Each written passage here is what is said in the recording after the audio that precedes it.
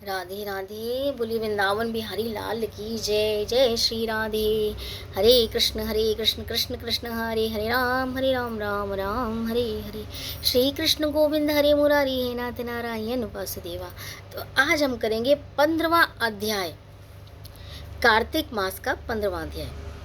राजा पृथु कहने लगे कि हे नारद जी, भक्त वत्सल भगवान को पूजा का इतिहास सुनाइए। तब नारद जी बोले कि राजन, एक पुरातन इतिहास कहता हूँ, सो सुनो। पहले चोल नाम का एक राजा क्रांतिपुर में राज्य करता था। उसके राज्य में कोई भी दुखी, पीड़ित तथा दरिद्री नहीं था। सारी प्रजा अत्यंत सुखी थी। इस राजा के नाम पर उस देश का नाम भी चोल देश पड़ गया। एक समय वह राजा बड़े बड़े मणि मुक्ताओं से भगवान की पूजा करके वहीं मंदिर में बैठ गया।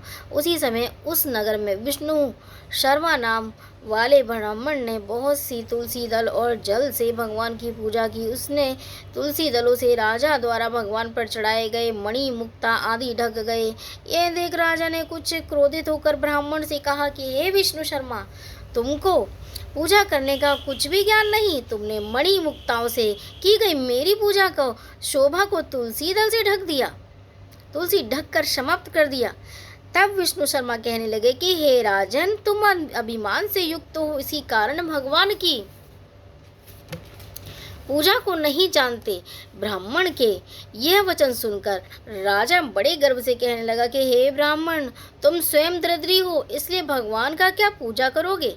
क्या तुमने भगवान की कोई स्थान बनवाया है या कोई यज्ञ आदि किया है? मैं सबके सामने कहता हूँ कि देखो, भगवान की भक्ति करके तुम पहले स्वर्ग में जाते हो या मैं जाता हूँ। इतना कहकर राजा ने गूगल ऋषि को आचार्य बनाकर बड़े बड़े तथा यज्ञ आरंभ कर दिए। साथ ही ब्राह्मणों को बहुत सा द्रव्य दान कर दिया और विष्णु शर्मा भी सदा की तरह भक्ति करने लगा।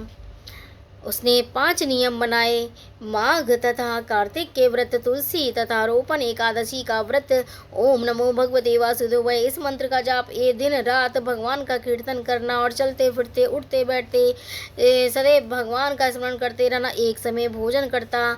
एक दिन विष्णु शर्मा ने रसोई बनाई तो कोई पाक उठा कर ले गया। फिर उसने रसोई नहीं बनाई। सायंकाल का व्रत भंग ना हो जावे और भूख में सो गया। दूसरे दिन फिर रसोई बनाई, तब भगवान को भोग लगाने लगा तो फिर से खाना उठा के ले गया। इसी प्रकार सारा दिन होता रहा। यदि 7 दिन होता रहा।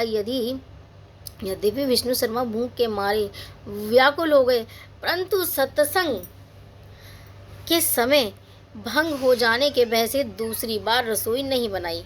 मैं यही सोचता रहा कि ना जाने कौन आपका पाक उठा के ले जाता है। भक्तों के इस आश्रय को छोड़कर भी जाना ठीक नहीं है। समझा। फिर सोचा, अच्छा, आज मैं पूरी तरह से ध्यानपूर्वक देखूंगा कि कौन पाक उठा कर ले जाना चाहता है। ऐसा विचार कर वे स्थान में छुप कर बैठ गए और थोड़ी देर में क्या देखता है कि एक अति दुर्बल चांडाल, जिसका शरीर केवल अस्थियों का पिंजर बना हुआ था, छिप कर आया और वहां से खाना उठाकर चलने लगा। उनको देखकर विष्णु शर्मा के मन में अति दया उत्पन्न हुई। फिर वह कहने लगा कि भैया, रूखा भोजन मत खाओ, मेरे पास थोड़ा सा घी भी है, घी भी लेते जाओ। ब्राह्मण के यह वचन सुनकर डरा हुआ चांडाल भागता हुआ ठोकर खा के गिर पड़ा। तभी विष्णु शर्मा उनके समीप पहुंच गए और एक वस्त्र लेकर उन पर हवा करने लगे। यूं ही थोड़ी देर के ब्राह्मण क्या देखता है कि उस चांडाल की जगह शंख चक्र गदा पद्म तथा वनमालाधारी भगवान विष्णु वहाँ लेटे हुए हैं। उसी समय ब्राह्मण ने भगवान के चरणों में गिरकर नमस्कार किया। तभी इंद्र आदि भी वहाँ आ गए और ऋषि लोग वेद मंत्रों से उनका पूजन करने लगे। तब भगवान ने स्नेहपूर्वक उस ब्राह्मण का आलिंगन किया, उनको सारूप मुक्ति प्रदान की। तत्पश्चात अपने साथ विमान में बिठाकर वैकुंठ को ले गए। यह चरित्र देखकर चोल राजा अत्यंत दुखी हुआ और उसके आचार्य गूगल ऋषि को बुलाकर कहा कि यह सब क्या हो रहा है?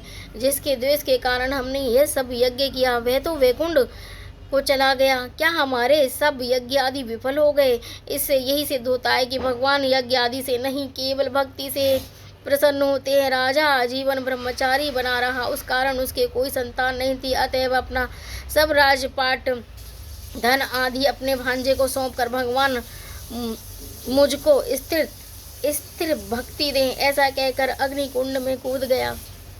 यह देख गूगल ऋषि ने क्रोध में आकर अपनी शिखा चोटी उखाड़ ली।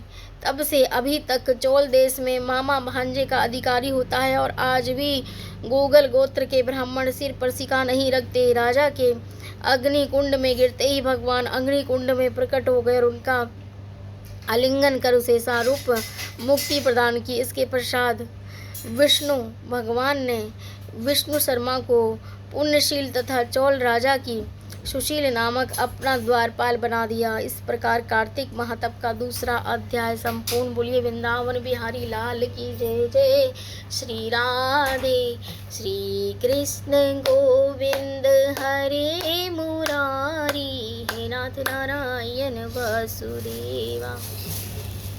राधे राधे। मिलते हैं नेक्स्ट वीडियो में। हरे कृष्ण कृष्ण कृष्ण हरे हरे।